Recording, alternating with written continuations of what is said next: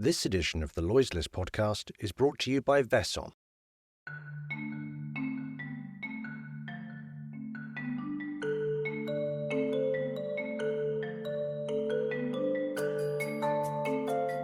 Ten years or so ago, when the University of Plymouth ran their first cybersecurity symposium, the number of attendees barely made double figures.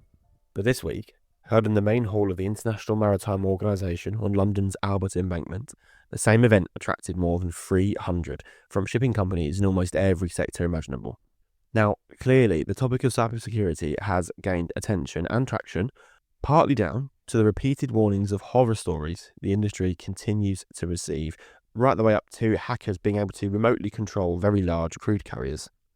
Now, that hasn't happened yet, but there have been several high-profile cyber incidents in shipping since the devastating NotPetya attack, which cost Maersk more than $250 million in 2017 and resulted in their entire network being rebooted from a single Ghanaian hard drive. The Port of Seattle, the Port of Lisbon, and class society DNV can all count themselves victims of cyber attacks in the last 2 years.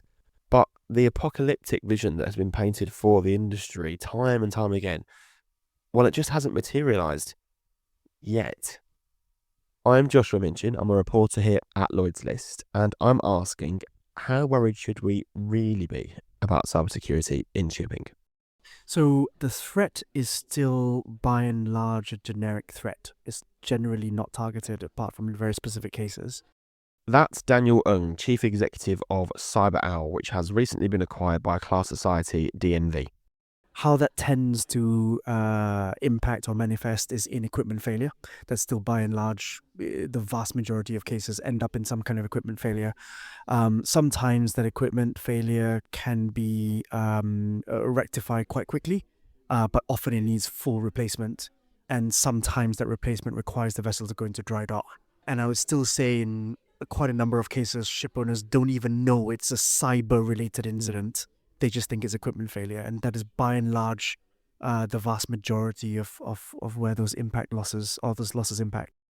And that's the big fear in shipping, really, that increasingly connected systems are vulnerable and could be shut down as a result of a malware attack, even if the target wasn't necessarily shipping. DNV's head of cybersecurity for maritime for EMEA and APAC, Svante Einarsson, explained the dangers in the real world that can come from an attack in the virtual one. It can have very different, of course, scenarios, but we have seen in the past how a ship have been grounded because of a malware. In that case, a ransomware attack spread into control system environment, including the ballasting water management of this vessel, as well as overall integrated automation systems on board the vessel. So that shut down critical services, and the lack of response and training of a crew in combination with some of the systems being malfunctioning led to a too slow response and grounding of this particular vessel. I think in many cases we are underestimate that fact. We have seen in the past how new builds have been delivered with open gates, so to speak, between the IT and OT environments, and the customer or the operator, the owner of a vessel actually thought that cybersecurity was built into the design of a vessel from the very beginning. But since there were no tests, no confirmation, that was not the case in this particular vessel. Now, this kind of talk might worry you, or maybe you've been told the next big cyber attack is around the corner for the last 10 years, and to be frank, it hasn't happened yet. But Kevin Jones, a professor of computer science and director of the Maritime Cyber Threats Research Group at the University of Plymouth, might just change your mind. Certainly, the attack surface is bigger. There are more threat actors who are taking an interest. So the negatives are people have realized that for a while, maritime was ignored because how do you make money out of it? Well, now particular kinds of ransomware targeting shipping operations have become quite lucrative. So there is a business model that says attacks on the maritime sector, tick, it's a good thing to do. Equally, maritime as part of critical national infrastructure has become more visible, clearer. We saw from things like the Suez incident, closing critical maritime pathways, and basically global economy is affected, supply chain is affected worldwide. So there are reasons of sort of, geopolitical activity why it might be a threat. So from those two perspectives, the situation is worse than it was a while ago. On the other hand, there is more awareness. Sort of some of the obvious holes are being filled. Some people are engaging with proper training, so there's mitigations in place. So it's a little bit of kind of 6 of one, half a dozen of the other. Overall, on balance, I think things have become more dangerous just because of the sort of level of interest from malicious actors is going up, and that's always a bad sign. If you're listening from Seattle, Lisbon, or indeed the Maersk headquarters in Copenhagen, you might want to tune out for the next 10 seconds. But speaking to these experts, I can't help but wonder, have we in fact been a bit lucky as an industry to stay out of the hackers' crosshairs? Here's Daniel again. Yes, shipping is incredibly lucky that it's not yet been targeted. I mean, if you look across the value chain, the energy value chain, if you go one step up that value chain, all of those energy assets, there are very strong trends of really targeted activity. And they are spending a huge amount of money in security where shipping isn't still. So at some point, the actor is going to find it easier to poke the soft underbelly of that value chain and that supply chain, and that's going to be where shipping is. From multi-jurisdictional regulations to geopolitics and decarbonisation, the maritime industry is more complex than ever. This is creating unprecedented levels of risk exposure. With trusted maritime data and built-for-purpose workflows from Vesson Nautical, you can confidently make decisions to better manage risk and maximise profit. For over 20 years, Vesson has been co-innovating with the world's largest buyers and sellers of bulk freight. Join our client community and create your decision advantage. Learn more at vesson.com. I don't know about you, but when I think about cybersecurity, I picture state-sponsored computer geeks in darkened rooms writing lines and lines of code to break into the Pentagon or the Kremlin. But as Daniel said at the top of the episode, that just isn't what the vast majority of cyber attacks look like. No, instead it's plain old boring crime. That's not to say that even if the original malware was written with the intent of extorting a business, it can't cause incredible disruption to shipping though. As Professor Jones said, shipping's value as a target has been overlooked by those behind ransomware attacks. But that's changing. I think what happens a lot, particularly in the early days of this discussion around maritime, was, well, we're a ship, we're out in the middle of the ocean. Why would anyone sort of, have a cyber attack on us? So for a long time, that attitude might have even been true. I think it was ignored because, go back a generation, ships were disconnected when they were sort of, in transit. Well, that's no longer true. Now they are just another node on the internet, even if the end of that node goes through a sort of satellite channel. But they are connected. The other thing is, how do you make money out of an attack on shipping? Well, ransomware in the classic sectors are, you can't get your data unless you give us money. Ransomware in the shipping sector is, if we're slowing you down, because even if you were to clear ransomware, it'll take time, and you've got a cargo that's time sensitive, or you have kind of payment dependent on arriving at a certain time, that's a different kind of ransom.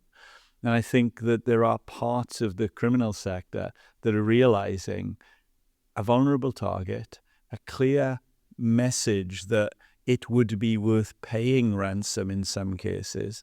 Vessels sitting on the high seas, which means it's probably a commercial decision, not a legislative decision. So there's been a ramp up in activity around ransomware. I'd say classic ransomware because it's the same mechanism, but the actual application of it, the thing that you are holding to ransom, in those circumstances is often time and cargo rather than data. So because of that, as I said a bit earlier, there is a business model that says you can make money if you do this. Parts of the sector have been known to pay ransom, which means they're a viable target. So in that sense, there has been a change. I avoid using the word sea change deliberately, but there are aspects of kind of particularly organized crime that can see mechanisms where this becomes return on effort is now over the line, whereas prior to that, it might have been well below the line. It seems like no matter which topic you're talking about, the chances are shipping will sit uniquely within it. The same can be said for cybersecurity, where the usual rules of engagement simply do not apply. Daniel insists that all of his cyber analysts make a visit to a working vessel within 1 year of their joining date, and he explained why.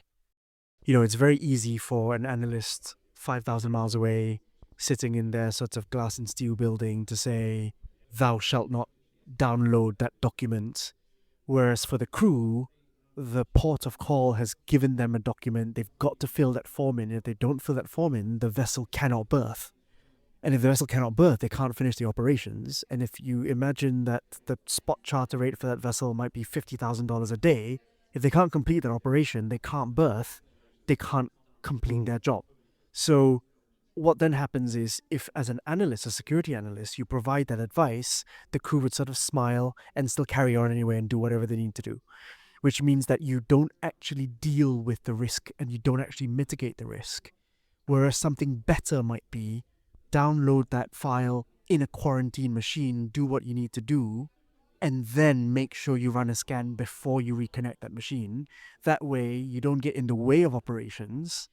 The crew understands the advice, it makes sense to them, and the vessel continues on its journey. So these are the kind of nuances by which, an analyst operating with the crew and operating with shipping can provide better advice and better support compared to somebody who's just completely blind to how that system works. That's an issue the University of Plymouth Cybership Lab tried to tackle too. It can simulate cyber attacks at sea and help train mariners in how to cope, but, arguably more importantly, train the people they will call for help too. Now, if the shoreside team understand the operational effects of decisions, they are more likely to be able to interact in a meaningful way. The first thing an untrained crew does is turn something off and turn it back on again. Well, that's lost forensic information. But on the other hand, if the shoreside crew were to say, well, I don't want you to touch anything for the next 2 days while we do an analysis, and the captain says, we're in port in 4 hours, go away, there's a kind of disconnect in understanding. So I think it is the more awareness each side has of the other's environment, the more you can get to the, look, I really need this, I know it's inconvenient for you, but, versus the, I won't ask you to do that because it won't work. So understanding the operating environment of both sides of that link, I think, is important. Generally, when we do training exercises, it'll kind of be obvious you're in a situation where you're under cyber attack because you've come to us to talk about that. But in the real world, it's not at all obvious. You'll have seen it in situations where your phone is slow responding. Well, is that because there's something malicious going on your phone? Or is it just because it's having a bad day and some piece of software is running in the background updating something? It's important that people can differentiate between the two so that the right level of awareness says, okay, there are symptoms and evidence that allows me to conclude this is probably a cyber attack versus actually this is just one of those things that happens. Now, as a computer scientist, I know that nothing just sort of happens on your phone. But of course, in practice, it does because you are not aware of all the background processes that are doing things.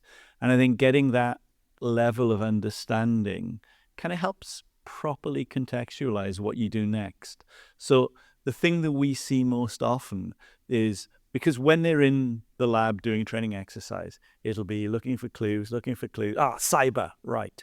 Whereas if you put them in an environment where, as far as they're concerned, for example, they're doing a classic operational performance exercise, then they are much more likely to miss the clues that would, in the other circumstance, have them raising their hand and saying cyber. Same with the shoreside team. In general, if you're hitting generalists, which is often an IT team, they will think of things from an IT perspective. So, for example, well, I'm getting poor data out of my electronic charting system. Well, don't worry about it, just use a map. Solves that problem.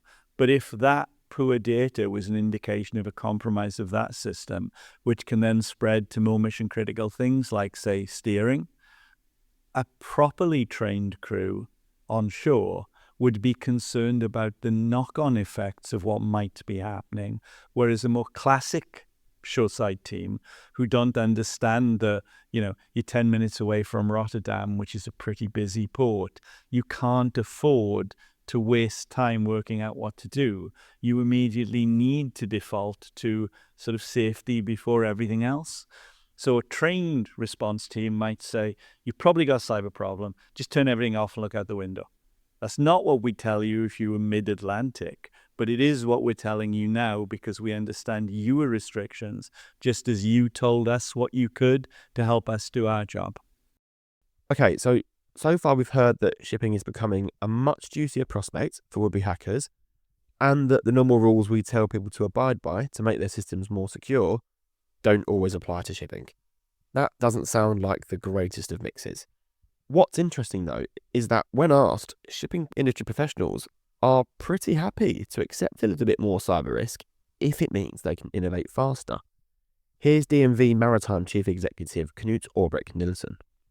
I think it's also interesting, looking at the cyber priority report that in the maritime industries, we have a much higher appetite for cyber risks than in comparable industries, as much as 10 percentage points higher.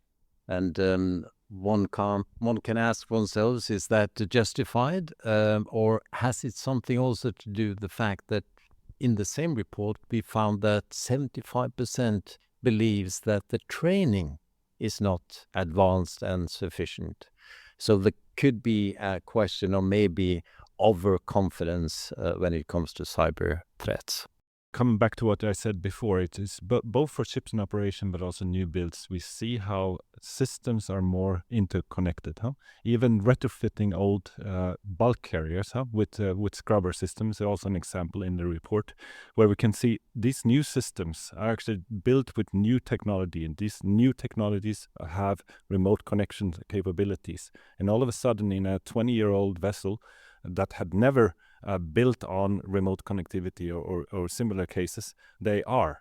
And no one made a risk assessment actually looking at that impact or potential impact before or after. So even an old vessel can be quite substantially at risk, as well as, of course, the newest vessels that need to have monitoring and potential remote maintenance of the systems and software updates and so on done remotely. So we see from all sides that we didn't do for a couple of years ago. This is what most people you speak to are scared about. If a nation-state-backed hacker group wants to get into a vessel, then they probably will be able to. The more pressing concern for the 99% of companies that will be targeted by good old boring cybercrime is the sudden exposure of systems that are sometimes running on Windows 98 to today's big bad world. We are very much preoccupied now in the maritime space on decarbonization and how important digitalization is for the decarbonization journey to proceed and progress. And naturally with higher degrees of digitalizations, higher degrees of autonomy, obviously also the cyber risks increase. That is definitely something we need to be aware of. We are deliberately moving to a more connected world, which is a good thing. We are developing new systems which are aware of that contextually when they're built. Problem we have in our sector is there are an awful lot of legacy systems which are basically unsecurable, and they will be in use for a long time. So we do have to be aware of what we're doing. I mean, sharing a story which is sort of funny in some ways. So at our ship lab, we have a lot of this equipment, which means we have cyber vulnerabilities in our lab, which means our own university IT department is rather concerned about vulnerable systems in the university. Now, we don't have an issue because we have a very secure protocol about how those devices can be used, what can see them, what can't see them, etc. And that's been sort of validated and it is secure. So what needs to happen is something at that level has to occur within the sector. So yes, more devices are visible, but they have to be visible behind the appropriate kind of firewall. Some of them, you turn on the switch, it sends the data, you turn off the switch. So there needs to be an awareness of what an adequate security protocol would look like for devices, some of which will always be insecure. So, returning to our original question, how worried should we really be? Should I be more worried now, as a ship owner, than I ever have been before? Here's Daniel. There have been some huge shifts in the sector. Low Earth orbit has fundamentally changed shipping. There was security by obscurity before. That is no longer the case. People are running Zoom sessions with their crew now when they couldn't 5 years ago. But also, we are incredibly hungry for data now because we are trying to prove all of the decarbonization cases, which means we're connecting systems on board ships like we've never before. So all of that means the back doors are multiplying, which means that even with the same level of threat activity, the success rate is going to be higher. So we do need to pay more attention now. Look, the last thing shipping needs is another barrier to decarbonisation. But it is worth remembering that in our quest for more and more and more data, we are popping our heads above the parapet and potentially revealing ourselves to people who know an awful lot more about the vulnerabilities of our systems than we do. And on that cheery thought, that's where we're going to wrap things up for this week. Thank you so much to Daniel, Knut, Svante and Kevin, and thank you to Vesson for sponsoring this edition of the Lloyd's List podcast. Richard is back next week, taking a bumper look at innovation in the shipping sector. But if you can't wait till then, remember, you can access every one of our podcasts via the Lloyd's List app. Do go and download it. It is really user-friendly and it's a really good way of keeping on top of the most important stories in shipping while you're on the move. But for now, thank you so much for listening and we'll speak to you again next week. Goodbye.